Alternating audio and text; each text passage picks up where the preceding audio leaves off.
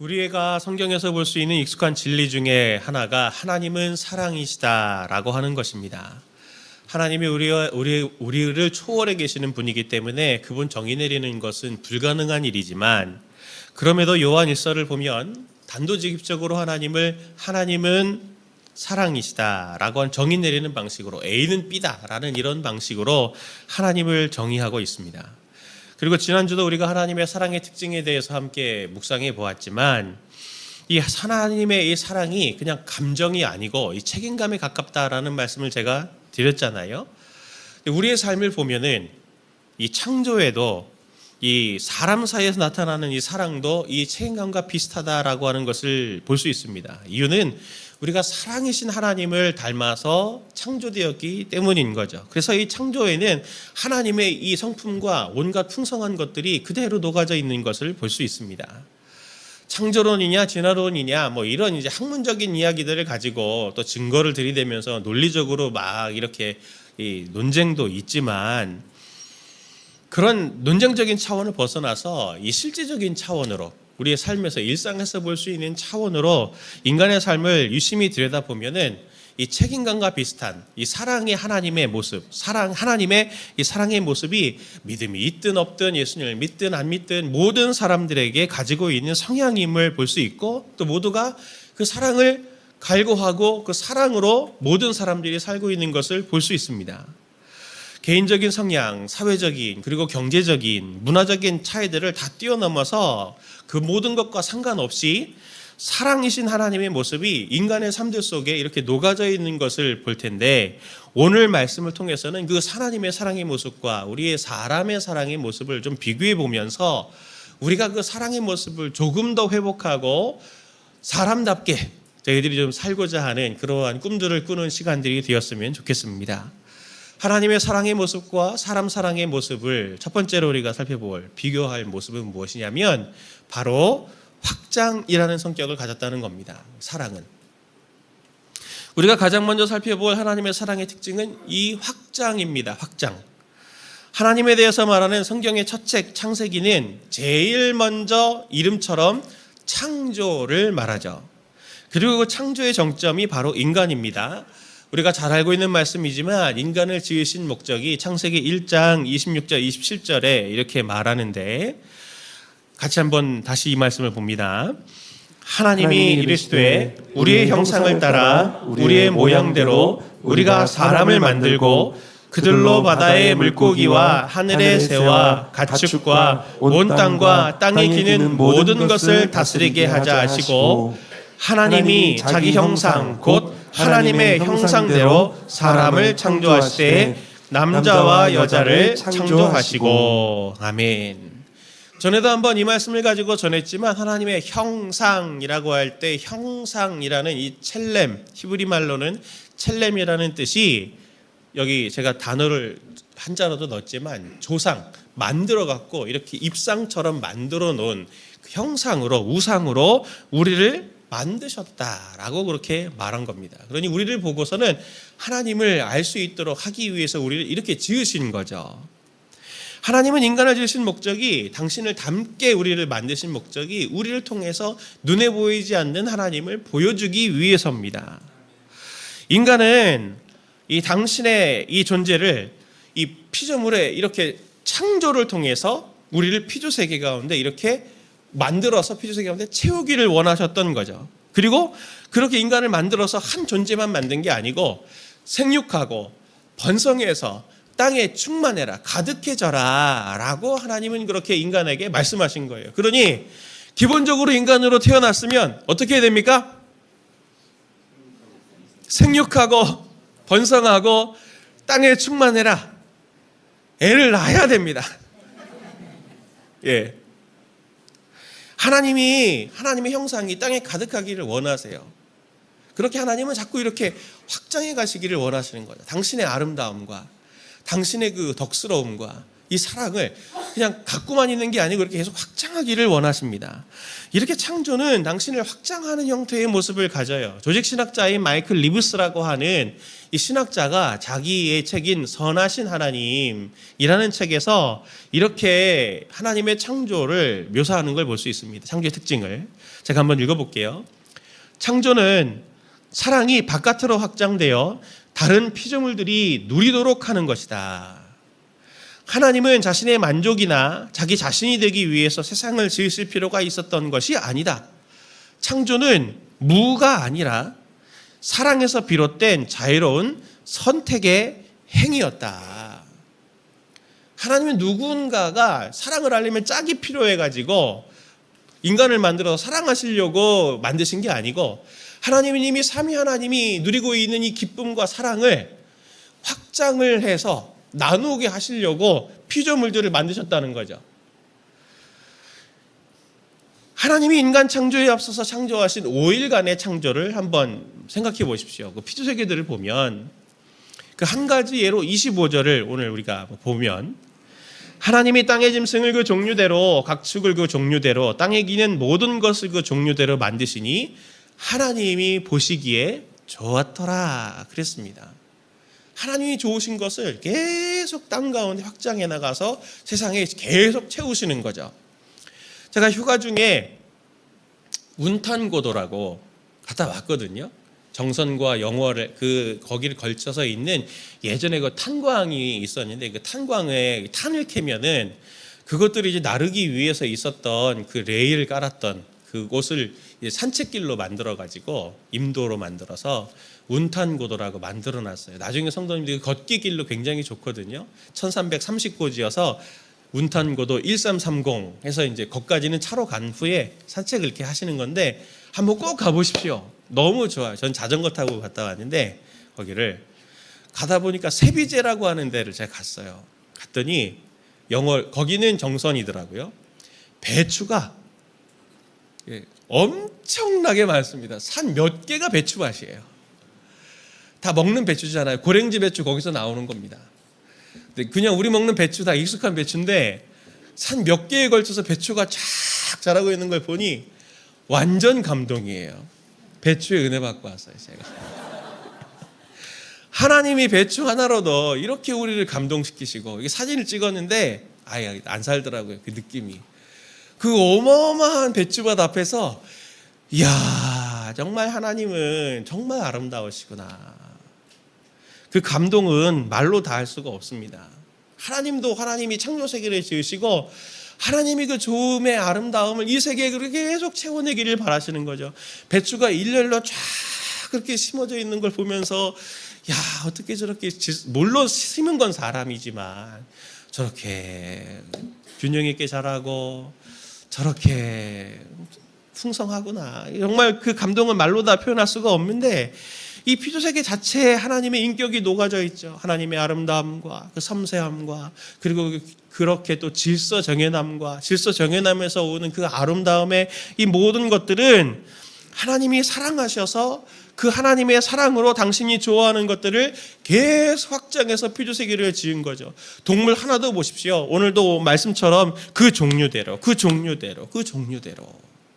얼마나 많은 것들을 하나님이 그 지혜와 그 지식과 그 풍성함과 다양함을 그리고 섬세함을 온 세계 가운데 채운 것을 성도님들이 이 분당이라고 하는 것을 떠나서 자연이라고 하는 것을 들어가 보면 거기에서 우리 발견하게 되고 그것이 또 우리에게 쉼이 되는 걸 느끼지 않습니까? 이것처럼 하나님의 사랑은 확장이라는 성격을 가지고 있어요. 그리고 하나님은 자신을 사랑으로 확장한 이 인간을 통해서 또 다른 창조의 일들이 계속 일어나게 하시죠. 대표적인 예가 창세기 2장에서 하나님이 그 창조하신 행위를 본따서 인간은 어떠한 창조 행위를 벌입니까?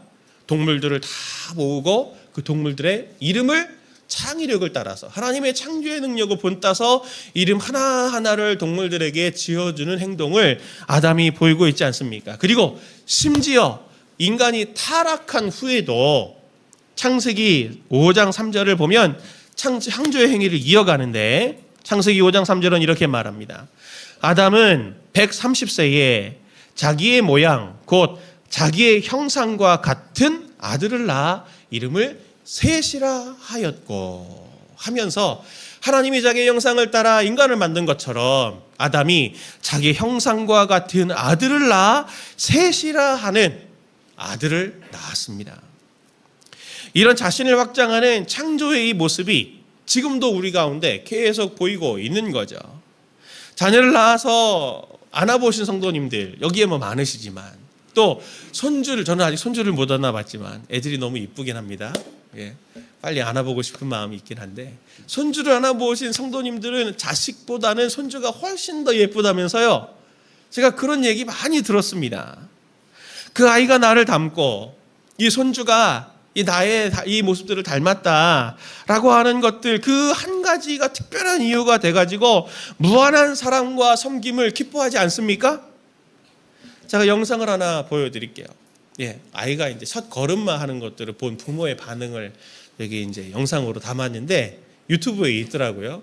예, 한번 이 영상을 한번 보고 말씀을 이어가도록 하겠습니다. 근데 이제 부동산은 그렇게 할 수 있다고 하는데 부동산은 그렇게 할 수 있다고 하는 거고 주인이 하루 9,500엔 오!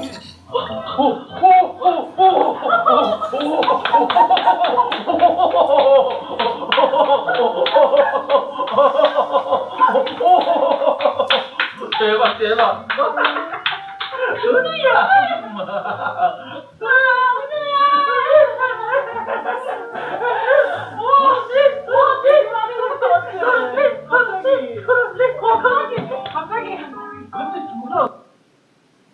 예, 물론 집에서 CCTV로 찍은 걸 나중에 한 거겠지만 아빠 막 그러잖아요. 얼마나 이 모습이 아름답고 행복합니까? 감흥 없이 다 나도 저런 거 다 봤지. 막 이런 표정이신데 제가 여러 번 저걸 보면서 참 마음이 뭉클했어요. 진짜 아름답고 행복하지 않나요? 아빠가 막 오호호호호호 대박 대박 그러면서 막 하다가 마지막에 막 엄마가 셋을 이렇게 안고 하는 이 모습을 보는데 뭐가 대박이야. 애가 다 크면 저런 거지. 애가 크면 저런 거지 뭐 저게 뭐 대박이야. 몰랐습니까 저분들은 저거를? 머리로는 다 알잖아요. 근데 막상 내 애가 저렇게 딱 자라서 첫 발을 딱 내디디는 걸 딱 볼 때 대박의 역사적인 사건이다 저거는 하면서 너무 기뻐하고, 그리고 그걸 보면서 이 엄마가 아빠하고 아이를 같이 이렇게 안는 모습을 보면서 저는 하나님의 마음이 느껴졌어요. 아담이 처음에 이름들을 이렇게 딱 지을 때 대박 대박 오호호호 얘가 이름을 짓는다. 얘가 동물들한테 이름을 짓는다. 와 너무너무 좋다. 너무너무 좋다. 성부 성자 성령 하나님 삼위 하나님이 너무너무 기뻐하면서 막 함께 춤추면서 와 너무너무 좋다. 너무너무 좋다 하지 않으셨을까요? 성도님들을 보면서 어떠실까요? 성도님들이 아이를 낳고 그 아이를 보면 기뻐하면서 대박 대박 너무 기쁘다. 너무 기쁘다. 내가 지은 아들이, 이 부부가, 내가 지은 자녀들이 이렇게 또 아들을 낳았구나. 너무너무 행복하다. 대박 대박. 아이를 키워보며 성장 과정을 겪어본 부모만 이 기쁨을 알죠. 저도 엄청 기뻤습니다. 제 아이를 낳고 이 아이가 걸음마라는 걸 보고 말하는 걸 보면서 그 순간순간들 보면서 너무 큰 기쁨이 있었는데 당연한 일이다라고 저한테 그렇게 여겨지지 않았어요. 하나님은 이보다 더 큰 사랑으로, 더 큰 기쁨으로 우리들을 기뻐하시고 우리들을 지으셨고 우리들을 즐거워하는 분이십니다. 그리고 그 즐거움을 세상 가운데 계속 확장하기를 원하시는 하나님이신 거죠. 이것이 바로 사랑이에요. 이 영상에서도 우리가 확인하는 것처럼, 그리고 우리의 삶에서도 확인하는 것처럼 우리가 우리의 자녀와 손주들을 그렇게 사랑하는 이유도 하나님의 지으심을 받았기 때문에 그를 닮아서 하나님의 특징인 확장, 창조 이런 것들을 따라가면서 기뻐하고 있는 거죠. 그래서 우리 삶을 더욱더 확장하고 싶어하는 거 아닙니까? 그래서 둘째도 낳고 셋째도 낳고 넷째도 낳고, 제가 아는 최대 많이 낳으신 분이 6명까지 낳으신 분이 있습니다. 기뻐하는 거죠. 기뻐하는 거. 창조의 특징, 사랑의 특징, 첫 번째는 확장이다라고 하는 것을 꼭 기억하십시오. 두 번째는 무엇이냐면 공유입니다. 공유, 나눔. 하나님은 하나님의 사랑은 자신을 끊임없이 확장을 하는 것에 머무는 게 아닙니다. 자신을 확장하시는 이유는 공유, 나눔을 위해서예요. 하나님은 자신의 것을 나누시는 분입니다. 이게 사랑의 가장 중요한 특징인데, 창조 이야기의 특징을 보면은 피조물들과 인간을 창조하신 후에 하나님이 어떻게 하십니까? 각각의 피조물들에게 권위를 주시고, 그리고 영역을 주시면서 권세를 주세요. 그리고 역할과 자리를 주십니다. 그 하나의 예로 넷째 날의 창조 이야기를 보면, 창세기 1장 16절부터 18절의 말씀을 보면, 하나님이 두 큰 광명체를 만드사 큰 광명체로 낮을 주관하게 하시고, 작은 광명체로 밤을 주관하게 하시며, 별들을 만드시고 하나님이 그것들을 하늘의 궁창에 두어 땅을 비추게 하시며, 낮과 밤을 주관하게 하시고 빛과 어둠을 나누게 하시니 하나님이 보시기에 좋았더라. 인간은 말로 할 것도 없고, 심지어 해와 달에게도 하나님께서 당신의 낮과 밤을 그들에게 권위를 주셔서 다스리게, 주관하게, 하나님은 자신의 권력을 나누시는 분입니다. 성경의 마지막을 보더라도 하나님은 하나님의 것을 나누려 하시는데, 요한계시록의 맨 마지막 장인 요한계시록 22장을 보면 완전한 구원을 맛보는 성도들에게 하나님께서는 어떤 역할을 주시는지를 설명합니다. 22장 5절 말씀을 같이 한번 읽어볼까요? 다시 밤이 없겠고 등불과 햇빛이 쓸데없으니 이는 주 하나님이 그들에게 빛이심이라. 그들이 세세토록 왕노릇하리로다. 아멘. 하나님은 왕이시지만 하나님 혼자 왕노릇하는 게 아니고 하나님의 자녀들을 함께 왕노릇하는 자들로 하나님의 왕의 권세를 나누시는 분이세요. 함께 누리게 하시기 원하시는 거죠. 성도들은 하나님과 함께 왕노릇하는 자들입니다. 저 성도님들이 말이죠. 아담이 에덴에서 온 피조세계를 다스렸듯이 말입니다. 하나님의 사랑은 확장을 넘어서 공유와 나눔의 성격을 갖습니다. 그런데 이 공유는 단지 권력만 함께 하는 것이 아니고 관계와 존재도 함께 나누기를 원하세요. 요한복음 17장 21절부터 23절 보면 예수님의 제사장적인 기도가 나오죠. 십자가 사건을 앞두고 하나님 앞에 성부와 성자가 서로 대화하시는 그 모습이 요한복음 17장에 기록이 되어 있는데, 여기 보면 예수님이 제자들을 놓고 우리들을 놓고 이렇게 기도하시는 걸 볼 수 있습니다. 아버지여, 아버지께서 내 안에, 내가 아버지 안에 있는 것 같이 그들도 다 하나가 되어 우리 안에 있게 하사 세상으로 아버지께서 나를 보내신 것을 믿게 하옵소서. 내게 주신 영광을 내가 그들에게 주었사오니 이는 우리가 하나가 된 것 같이 그들도 하나가 되게 하려 함이니이다. 여기서 우리는 성부와 성자와의 관계, 성령의 삼위의 관계를 말하는 거죠. 그러면서 23절에 이렇게 말합니다. 곧 내가 그들 안에 있고 아버지가 내 안에 계시어 그들로 온전함을 이루어 하나가 되게 하려 함은 아버지께서 나를 보내신 것과 또 나를 사랑하심 같이 그들도 사랑하신 것을 세상으로 알게 하려 함이로소이다. 예수님의 기도는 아주 심오합니다. 이해하기가 좀 어려운데, 그럼에도 불구하고 우리가 알 수 있는 것은 예수님은 지금 그가 누리고 있는 성부와 성자와의 관계를 누리고 있는 그것을, 그 관계를 당신의 자녀들에게도 나누기를 원하세요. 초청해서 같이 누리자, 같이 하자, 이 원하시는 분이고, 그것을 통해서 하나님의 사랑을 아낌없이 우리들에게 공유하시는 특징을 가지고 있습니다. 그리고 에베소서에서도 우리가 말씀을 통해 보았지만 예수님이 머리가 되시고 교회 공동체의 우리는 몸이 돼서 한 몸이 되게 하시는 하나님의 계획이 오늘 우리 가운데 지금 이렇게 구현이 되고 있는 것 아닙니까? 이 사랑이 공유의 특징을 가지고 있는 것이 우리 인간들에게도 보여요. 성도님들, 휴가 이렇게 여행 다녀오시고 하면 좋은 거 보시고 좋은 거 먹고 이런 거 나누고 싶어 하시잖아요. 그렇죠? 저도 운탄고도 가서 너무 좋아가지고 제 아내한테 한번 우리 꼭 같이 가자. 한번 우리 꼭 같이 가자. 제가 아내에게도 그랬지만 성도님들에게도 제가 드리고 있잖아요. 꼭 가보세요. 연인 간의 사랑을 통해서도, 부부와 가정과의 사랑을 통해서도, 심지어 친지와 아는 친구들의 사이 관계에서도 좋은 게 있으면 그것을 그냥 나만 다 갖고 비밀이야 이거는, 이러지 않고 나누고 싶어 하죠. 그 기쁨을 함께 누리고 싶어 하죠. 이게 바로 사랑의 중요한 특징입니다. 그리고 나눔을 받은 사람들은 어떻게 느낍니까? 아, 내가 사랑을 받고 있구나, 저 사람에게. 이렇게 느끼지 않습니까? 여성분들 보면은 대화하자 그러자 자꾸 뭔가를 그 사람의 생각과 고민과 고민까지도 나눔을 통해서 나눌 때 그 사람은 그걸 사랑받는다 이렇게 느끼는 것 때문에 나누자 그러는 거예요. 남자분들은 할 말이 없는데 내가 또 무슨 말을 하나 하지 말고 그냥 나눔 자체 그 시간에 얼굴 보고 있는 것 자체가 사랑받고 있다고 느끼는 거예요. 자매들은. 이 공유라고 하는 것이 사랑의 굉장히 중요한 특징이라는 걸 알 수 있는 겁니다. 마지막 세 번째로 하나님의 사랑에 그리고 사람 사랑에서의 볼 수 있는 사랑의 모습은 뭐냐면 그게 바로 노동입니다. 노동, 직설적으로 노동, 섬김. 창세기에 등장하는 하나님은 일하시는 하나님으로 나옵니다. 창세기 2장 1절부터 2절 말씀을 보면 천지와 만물이 다 이루어지니라 하나님이 그가 하시던 일을 일곱째 날에 마치시니 그가 하시던 모든 일을 그치시고 일곱째 날에 안식하시니라 하면서 창조를 일이라고 노동이라고 말씀하고 있어요.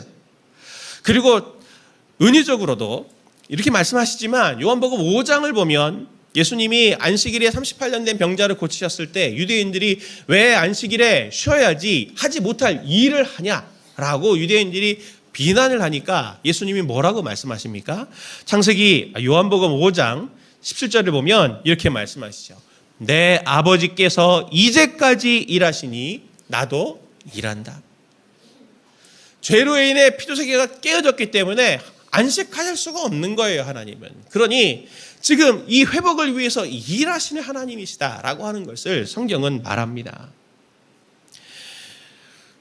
우리가 잘 아는 창세기 1장 28절 말씀 우리가 보았지만 인간도 피조세계를 다스리는 일을 우리에게 복으로 사명으로 부여받았어요. 하나님은 인간을 지으신 후에 이렇게 말씀하시죠. 하나님이 그들에게 복을 주시며 하나님이 그들에게 이르시되 생육하고 번성하여 땅에 충만하라 땅을 정복하라 하늘의 물고기와 하늘의 새와 땅에 움직이는 모든 생물을 다스리라 하시니라 하면서 온 피조물 하나님께서 지으신 피조물들을 다스리며 관리하는 일들을 복으로 사명으로 일로 우리에게 주신 거예요. 그래서 노동은 우리에게는 복입니다. 일하는 게 복이에요. 특히 창세기 2장 15절을 보면 이렇게 말합니다. 같이 15절을 같이 봅니다. 시작.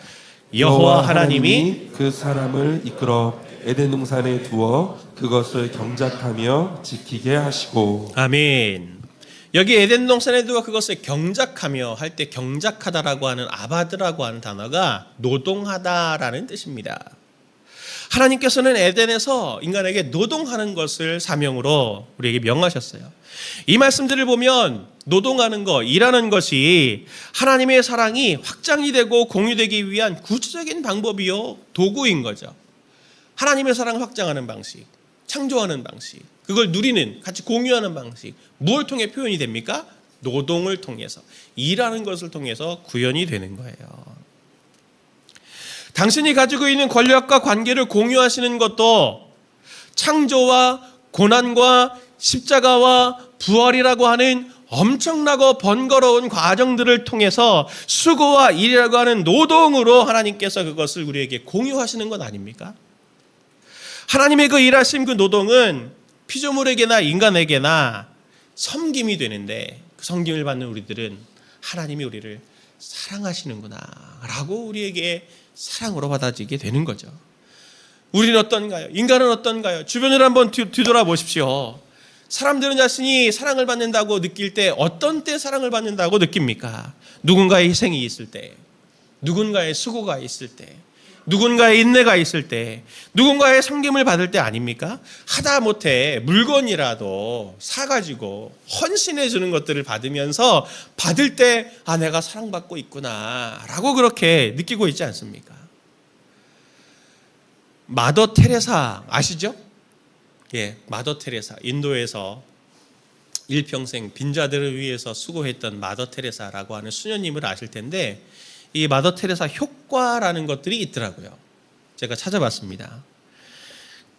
미 국립의학도서관에서 논문도 있더라고요. 마더 테레사 효과에 대해서 이렇게 쭉 논문을 쓴 것들도 자료를 제가 봤는데 무슨 마더 테레사 효과가 뭐냐면 실제로 남을 도우면 어떤 일이 일어나느냐, 그걸 연구한 거예요. 남을 도우면 느끼게 되는 최고조에 이른 기분, 일명 영어로 helpers high라고 그래요. 높다 할 때 그 high, helpers high. 남을 돕는 봉사를 하고 난 뒤에는 거의 어떤 경우든지 심리적인 포만감에 이르게 된다. 그래서 이 포만감이, 만족감이 몇 주에서 며칠에서 몇 주까지도 가능한데 이걸 마더 테레사 효과라고 하는 거예요. 근데 학자들이 보니까 의학적으로도 이런 상태에 이르면 의학적으로도 혈압과 콜레스테롤 수치가 현저히 낮아지고 엔돌핀 수치가 평소에 3배 이상 분비가 돼서 몸의 마음의 활력이 느껴진다고 하더라고요. 이게 논문으로 있는 거예요. 그걸 가지고 마더 테레사 효과라고 하더라고요. 그냥 남을 돕는 봉사활동 하나만을 가지고도 물리적인 회복이 일어나는 거죠. 신체적인 회복, 정신적인 회복이 일어나는 거예요. 왜 이런 일이 일어납니까? 하나님이 그렇게 지으셨기 때문이에요. 하나님 우리를 사랑하도록, 노동으로 다른 사람들을 섬기도록 그렇게 해야 우리가 행복해질 수 있는데 오늘 우리의 죄성은 뭡니까? 왜 우리에겐 이게 안 되나요? 앞에서 말한 것처럼 인간이 창조가 되고 인간이 하나님을 닮은 형상인 것은 확장, 공유, 노동이라고 하는 이 3가지 하나님의 사랑의 특징을 우리가 그대로 장착하고 있는 거예요. 근데 우리 삶이 어떻습니까? 이런 사랑하는 존재로 지어졌는데 자신을 확장하고 공유하고 노동하는 존재여야 되는데 오늘 우리의 모습이 이런 모습과는 많이 다르죠. 또 내일 출근해야 되는데 휴가가 한 달이었으면 좋겠다. 이탈리아는 그렇다던데. 내일 또 회사를 가야 되나. 노동이 너무 힘들다. 언제까지 내가 얘를 섬겨야 되나.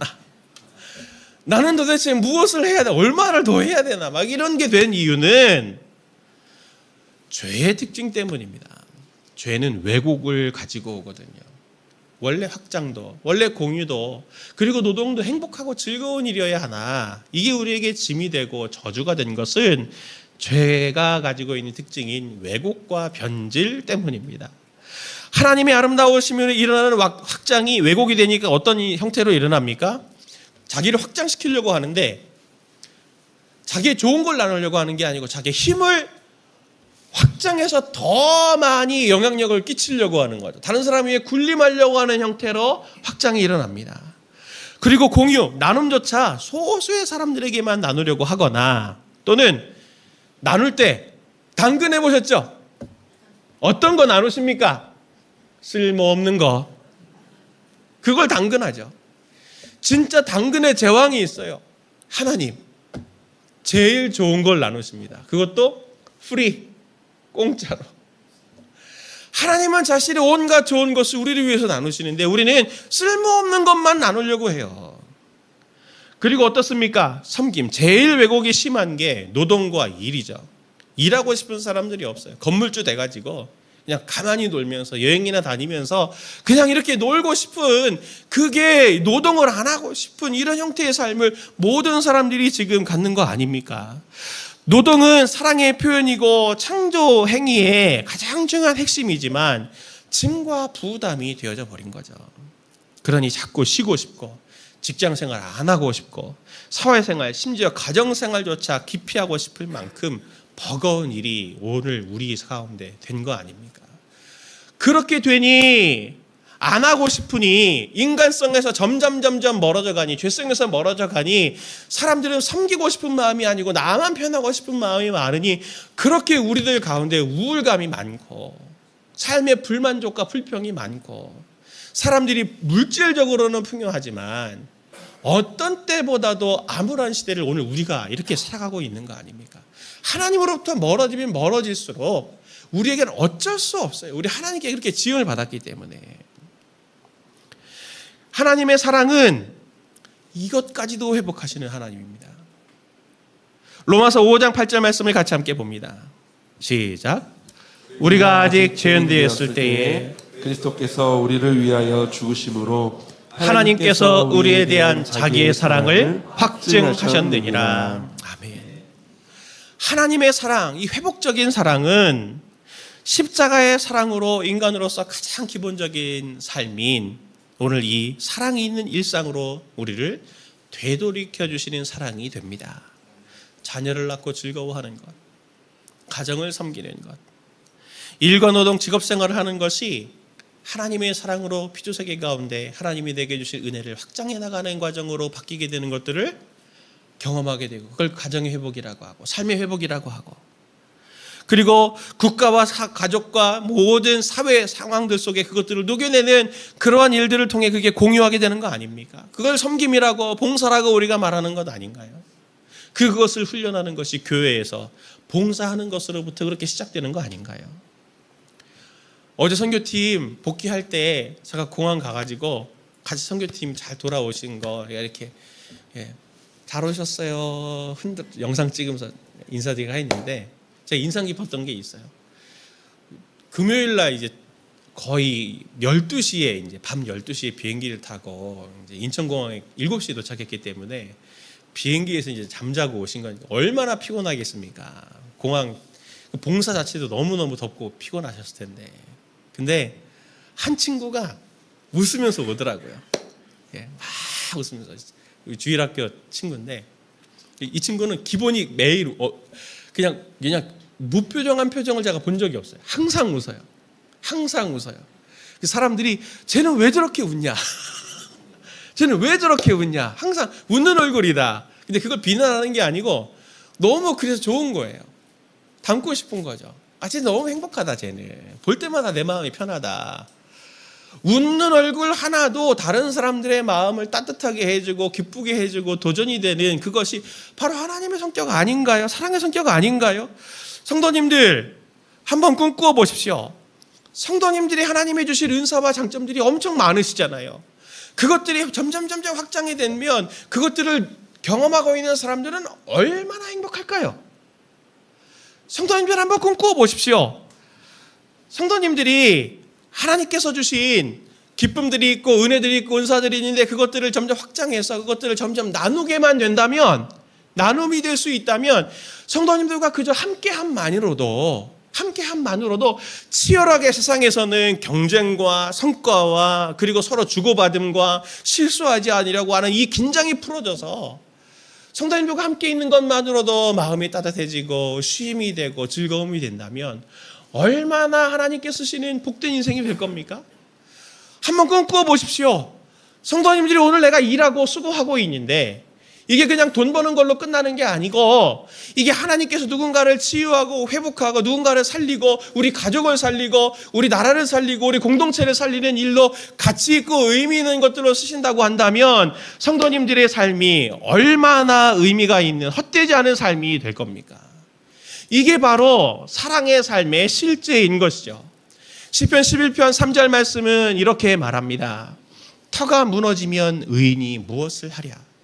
터가 무너지면 의인이 무엇을 하랴? 이 말씀을 인용해서 사도 베드로는 베드로전서 4장 18절에서 이렇게 말합니다. 같이 봅니다. 시작. 또 의인이 겨우 구원을 받으면 경건하지 아니한 자와 죄인은 어디에 서리요? 또 의인이 겨우 구원을 받으면 경건하지 아니한 자와 죄인은 어디에 서리요? 하나님의 자녀들이 하나님의 사랑을 받고 있다고 하는데 늘 우울하고 자기의 삶을 감당하지 못하고 확장하지 않고 공유하지 않고 섬기지 않고 오히려 똑같은 세상 사람들 같이 짓눌려서 내 인생은 비참해, 내 인생은 의미 없어, 이런 삶을 산다면 정말 죄인들과 그리고 경건하지 아니한 사람들은 어떻게 살겠습니까? 자살하는 것밖에는 방법이 없는 거죠. 우리는 하나님의 자녀로 죄의 영향력에 가득한 이 땅에 하나님의 생명을 의인으로 하나님께서 성도님들을 삶의 자리에 세우셨습니다. 사단은 끊임없이 우리를 속이려고 해요. 그러나 하나님께서 성도님들에게 주신 하나님의 사랑을 확장하시려고 하십시오. 공유하시려고 하십시오. 그것을 섬김이라고 하는 방식으로 계속 흘려내려고 하십시오. 구현하려고 하십시오. 성도님들 삶이 힘드시죠? 제가 오늘 찬양도 그리고 오늘 우리 순장님의 기도도 제가 들으면서 하나님께서 참 우리를 신실하게 인도하시는구나.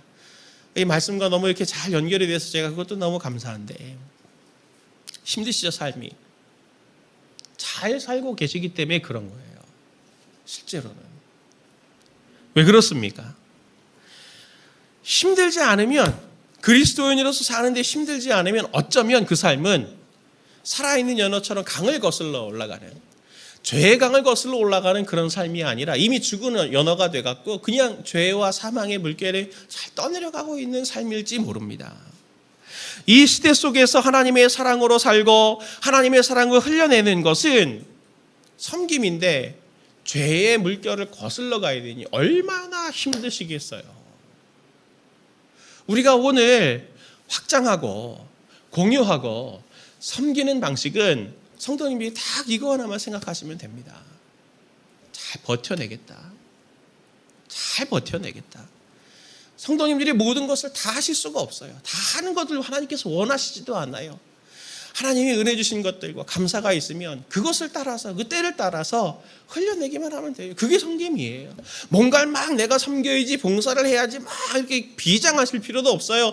하나님이 그때그때마다 우리에게 채우시는 것이 있고, 하나님이 우리에게 깨닫게 하시는 것들이 있으면, 또 주시는 마음들이 있으면 그것들을 따라 그냥 이렇게 나누시고, 봉사할 때가 되면 봉사하고, 섬길 수 있으면 섬기고, 그렇게 하시는 하나님의 말씀대로 따라가는 삶이, 버텨내는 삶이, 하나님의 자녀로 살아있는 삶이 하나님께서 기뻐하시는 하나님의 사랑의 삶의 가장 구체적인 방법이다라고 하는 것을 성도님들이 꼭 기억하셨으면 좋겠습니다.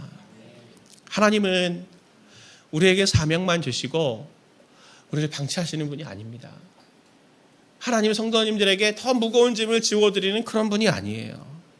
하나님께서 오늘을 버텨낸, 이 한 주간을 버텨낸 성도님들을 어떻게 생각하실까요? 우리는 늘 하나님 앞에 와서, 주님, 제가 또 찬양했던 것, 우린 늘 넘어집니다. 이제 짜증나요. 그 찬양 부를 때 살짝. 언제까지 이 찬양을 불러야 하나? 우리는 언제까지 넘어져야, 언제까지 실수를 해야 되나? 안 하고 싶다. 막 짜증날 때가 있는데, 늘 넘어지고 늘 죄인이고 하나님 부끄럽습니다. 우리가 그렇게 고백을 하지만, 일상을 버텨내고 오늘 예배 자리에 이렇게 오신 성도님들한테 성령님은, 삼위 하나님은 보시면서 성도님들 뭐라고 하실까요? 아까 그 영상에 부모처럼 오 대박 대박, 그렇게 힘들었는데 잘 이기고 또 승리하려고 또 이렇게 막, 너무 잘했다, 너무 잘했다, 너무 잘 살고 있다, 너무 잘 살고 있다, 너무너무 행복하다, 내가 너무너무 행복하다, 너무 잘하고 있다. 하나님은 그렇게 격려하지 않으실까요? 어떤 사람들은 똑같은 삶이어도 포기하는 삶이 있어요. 눈물의 삶에서 주저앉는 삶이 있어요. 그러나 하나님, 제가 주님 붙들고 다시 일어나기 원해요. 제 자리에 삶의 자리에 다시 가기 원해요. 힘들어도 하나님, 주님 저를 긍휼히 여겨주세요 할 때, 하나님, 그래, 내가 너무 행복하다, 내가 너를 돕고 있다, 힘내라. 하나님은 그렇게 우리를 보듬어 주신 하나님의 사랑이 오늘 성도님들 가운데 있는 걸 저는 신뢰합니다. 오늘 우리가 말씀을 가지고 찬양하고 기도할 때 성도님들의 마음의 버거움과 그 버텨내기 어려운 마음들을 십자가 앞에, 하나님의 사랑 앞에 내놓으면서, 주님, 제가 버티겠습니다. 하나님이 주신 은혜로, 힘으로, 당신의 사랑으로 제가 잘 버텨내서 이 죄가 많고 무너진 내 가정 가운데, 눈물 많은 이 세상 가운데 하나님의 사랑으로 그것을 회복해 하신 하나님의 동료로 내가 잘 쓰임받길 원합니다. 그렇게 결단하며 나아가는 오늘 하루 되기를 원합니다.